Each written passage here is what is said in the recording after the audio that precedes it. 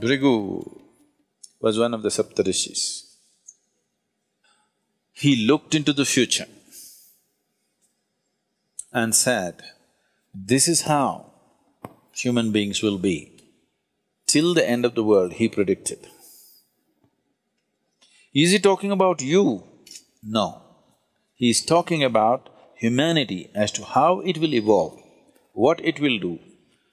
And if the many combinations and permutations, if they are this kind, what will come towards them? If they are that kind, what will come towards them? Like this, he wrote a map. I want you to see this as a sketch. Suppose you make a sketch of the movement of the wind. Here low pressure is happening means we know wind is going to go there. High pressure is happening means we know wind is going to go away from that. So he made a map of humanity. Human consciousness, if it's like this, he will move here, he will move into this kind of womb, he will attract these kind of things, this will happen, that will happen, like this elaborately he went into the whole thing. So Bhrigu Samhita this was called, this is a map of human consciousness till the end of this solar system. How human beings will evolve, what types of human beings will come, what are all the things which will factor.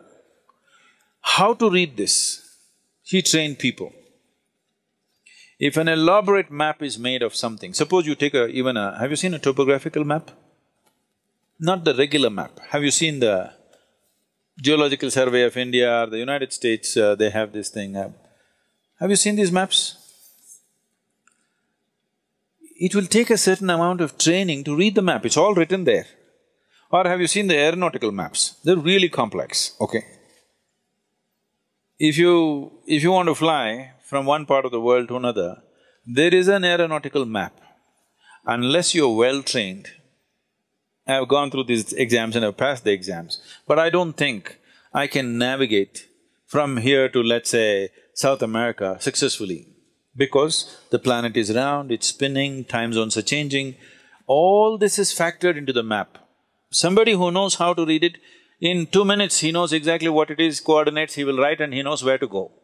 Otherwise, if you don't know how to read it, you spend days with it, months with it, you do not know. So when he wrote this elaborate map of human consciousness, he trained people with a certain dimension of intuitiveness to read this, because this was not all logical stuff. So these people maintained this tradition and came, and it doesn't matter how skeptical you are, what you are, they will say things in your face which will make you feel like an idiot, okay? And it's true, unfortunately. You go sit there in front of Nadi Vaidya, first thing he'll shock you with is, as he said, he will tell your mother's name and father's name. You're finished, you're already floored. Because you've gone from somewhere. It doesn't matter. If you are from some other country, he will tell the first letter, he may not know that you're a Susanna or you're a Tanya, he may not know. He will say, your name starts with T. Just like that. Because he's not looking at your background or your future, nothing. He's just reading a map. By reading the map, he's saying, okay, this is the temperature, this is the elevation, this is that. But it's an intuitive map. Unless he's in a certain state, he cannot do that. So always it should happen around the temple. Vaidishwaran temple is made for this purpose, and it generally happens around that. Now for commercial interest, they've moved everywhere. It may not be as effective, but there are some who are bang on. But if you're on the spiritual path, he will refuse to predict your future, if he's a genuine one, always. So if you go and if he tells your future, that means you're still not on.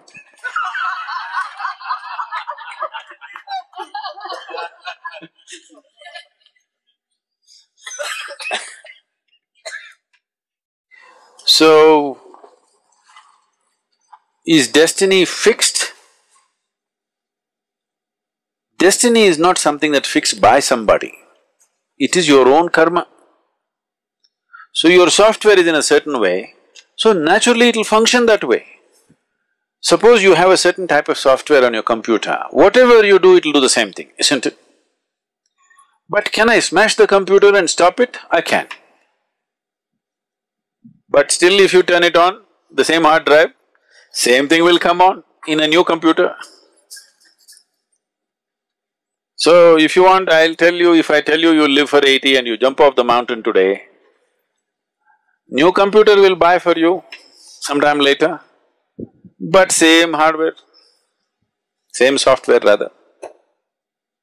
Same thing will happen, nothing new.